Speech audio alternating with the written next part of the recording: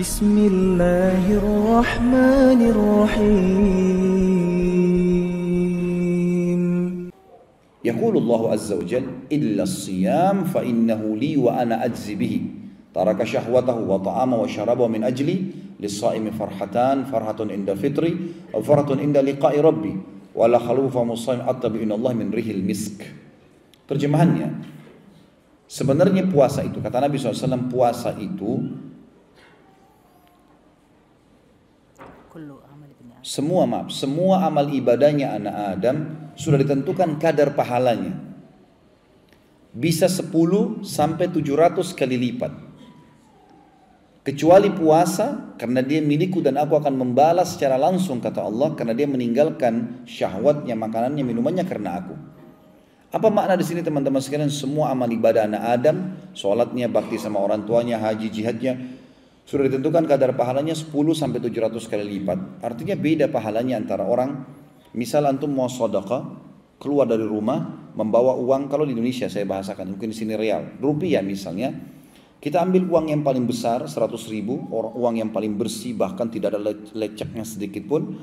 Kemudian kita taruh di kantong kita di sebelah kanan, niat untuk sedekahkan. Dengan uang yang sudah lecek atau sudah agak tua ditaruh kantong kiri untuk kita belanja. Ini beda pahalanya dengan orang yang uangnya tercampur. Kalau ada orang miskin yang minta, dia tinggal tarik, mau lecek, mau baru, mau tua, dikasih aja. Tanpa juga melihat nilainya besar atau kecil. Akan beda pahala. Ada kemasan yang positif di sini.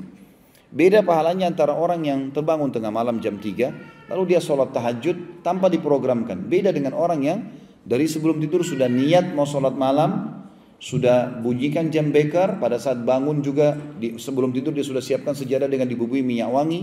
Mungkin kalau akhwat kita mau kenahnya dengan bersih, ikhwat kita kopiahnya dengan bajunya bersih.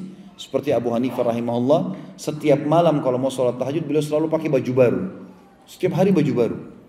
Rahimahullah. Jadi karena ingin bertemu dengan Allah. Seperti kalau kita ketemu dengan raja atau presiden, kita akan pilih baju yang terbaik. Maka ini dilakukan oleh Abu Hanifah rahimahullah. Maka dia berusaha untuk menggunakan pakaian yang terbaiknya. Kemudian mungkin sebelum dia sholat malam, dia mandi dulu, dia minum teh hangat. Maka beda pahalanya orang yang mengemas ini dengan orang yang begitu saja mengerjakan ibadah. Makanya ibadah itu bisa 10 sampai 700 kali lipat tergantung kadar niat dia dan bagaimana dia mengemas sebaik mungkin ibadah itu. Kecuali puasa di atas 700 kali lipat. Karena kata Nabi SAW, kecuali puasa. Karena Allah berfirman, dia milikku dan aku akan membalas langsung, sebab dia meninggalkan syahwatnya makanan minuman karena aku. Lalu Allah berkata, untuk orang puasa aku janjikan 2 kegembiraan. Pada saat dia buka puasa dan pada saat dia bertemu dengan Tuhannya Allah. Apa makna di sini kegembiraan pada saat buka puasa, teman-teman? Ulama hadis mengatakan ada 3 makna di sini. Yang pertama, gembira karena haus dan laparnya hilang. Ini sudah umum. Yang kedua, kegembiraan yang didapatkan adalah karena dia berhasil mengalahkan syaitan yang dari sebelum sahur sampai menjelang buka puasa berapa detik menggoda dia untuk mengurangi kadar pahala atau membatalkan puasanya. Begitu dia azan maghrib, dia berarti dia sudah menang. Seperti orang kalau lomba lari sudah sampai garis finish, musuhnya nggak bisa buat apa-apa lagi. Ini kegembiraan pada saat buka puasa. Dan yang ketiga adalah kegembiraan karena dia bisa melipat gandakan pahala dengan membuka puasakan orang lain. Sebagaimana akan kita jelaskan nanti. Itu kegembiraan. Jadi satu hari kita bisa dapat pahala 50 pahala puasa, 100 pahala puasa, 1.000.000 pahala puasa. Tergantung antum mau berapa banyak. Tinggal buka puasakan orang.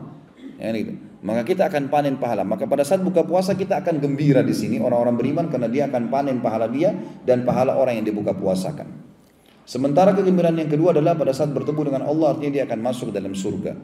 Dan penutupan hadis, dan bau mulutnya orang yang puasa lebih wangi di sisi Allah daripada bau kasturi. Apa maknanya kalimat ini teman-teman sekalian? Tahu kasturi ya? Di sini pasti ada. Minyak kasturi biasanya mahal sekali ya, kalau yang asli itu. Tapi perlu digarisbawahi juga tidak semua orang suka baunya kalau yang buatan manusia yang ada di dunia. Lalu kenapa penggunaan kalimat kasturi di sini? Jawabannya hampir mirip dengan di surah Ar-Rahman disebutkan di surga akan ada kurma, ada anggur, ya, ada delima. Dalam surah Al-Waqiah ada pisang disebutkan. Ini kata ulama adalah hal-hal yang sama namanya dengan di dunia, tapi beda bentuk, beda aroma, beda cita rasa. Jadi misal masalah kurma di surga, baginda Nabi SAW bersabda, Sesungguhnya satu butir kurma di surga, satu butirnya seperti tempayan besarnya. Tempayan tempat makanan yang besar, bisa 10 orang makan. Satu butir kurma. Putihnya lebih putih daripada susu, manisnya lebih manis daripada madu, dan lembutnya lebih lembut daripada bui. Tidak akan pernah kita temukan di dunia ada kurma seperti ini. Warnanya putih, lebih putih dari susu. Yang kita tahu adalah coklat, hijau, merah. Tapi putih nggak akan pernah ada kurma putih. Dan rasanya lebih manis daripada madu dan lebih lembut daripada bui. Tapi seperti itulah. Makanya kata ulama yang disebutkan di surga adalah sama dari sisi nama dengan dunia, tapi beda dari sisi bentuk, aroma dan cita rasa. Begitu juga dengan kasturi. Kasturi surga beda teman-teman sekalian dengan kasturi dunia. Banyak sering digunakan kalimat ini ya, seperti misalnya selain bau mulutnya orang yang puasa di sisi Allah lebih wangi dari bau kasturi, juga ada hadis tentang orang yang mati syahid. Yang kata Nabi SAW, orang yang mati syahid akan menetes darah dari lukanya dan mengeluarkan wangi lebih wangi dari bau kasturi atau sebagai semerbak kasturi, gitu kan? Maka kata para ulama ini adalah kasturi akhirat.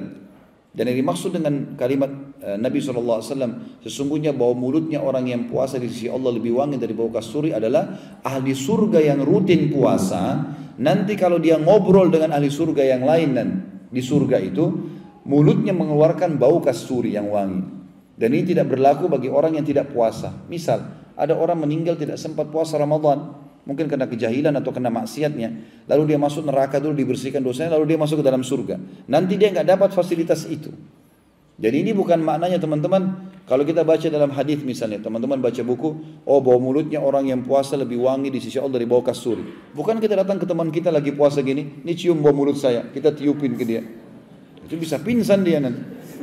Karena pasti bau mulut kita ada, gitu kan? Jadi bukan itu yang dimaksud ya. Kalau antum lagi baca hadis ini, fahami. Ini maksudnya di akhirat nanti di surga. Kalau sudah masuk, bau mulut kita lebih wangi dari kasturi di surga nanti. Ini yang dimaksud. Orang puasa juga teman-teman sekalian kayak kita sekarang, ikuti 2 syarat mutlak yang sudah masyhur. Hadisnya saya yakin sudah sering didengar. Adalah sabda Nabi SAW, hadis Bukhari Muslim, man sama Ramadana imanan wa ihtisaban ghufira lahu ma taqaddama min dhanbi. Untuk menambah ekstra yang kita bisa dapatkan lagi puasa, selain pahala yang lebih besar sampai 700 kali lipat mengalahkan ibadah-ibadah yang lain, juga kita bisa membersihkan semua dosa kita dengan puasa itu. Dan setiap hari ada pembersihan dosanya. Sebagaimana sabda Nabi SAW, siapa yang berpuasa Ramadan karena keimanan dan mengharapkan pahalanya, 2 syarat, maka dibersihkan dosa-dosanya yang lalu. Apa maknanya keimanan teman-teman sekalian? Keimanan artinya semua orang pun tidak puasa, saya tetap puasa. Enggak ada urusannya antara saya sama Allah. Itu makna keimanan. Jadi bukan puasa karena enggak enak sama teman, enggak enak sama atasan, enggak enak sama pasangan hidup, enggak enak sama lingkungan, enggak. Memang karena Allah, itu keimanan.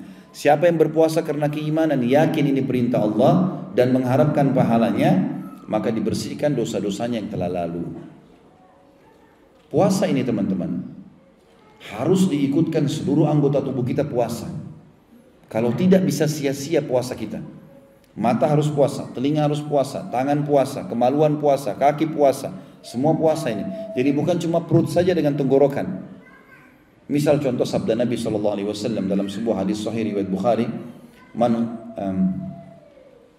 lam yada' qawl az-zuri wal 'amala bih, falaysa lillahi hajatun fi an yada'a ta'amahu wa syarabah. Siapa yang tidak meninggalkan perkataan dusta dan perbuatan dusta, maka Allah tidak sudi menilai lapar dan hausnya. Jadi kalau puasa tapi masih dusta, batal puasanya. Amal-amal ini tidak boleh dilakukan.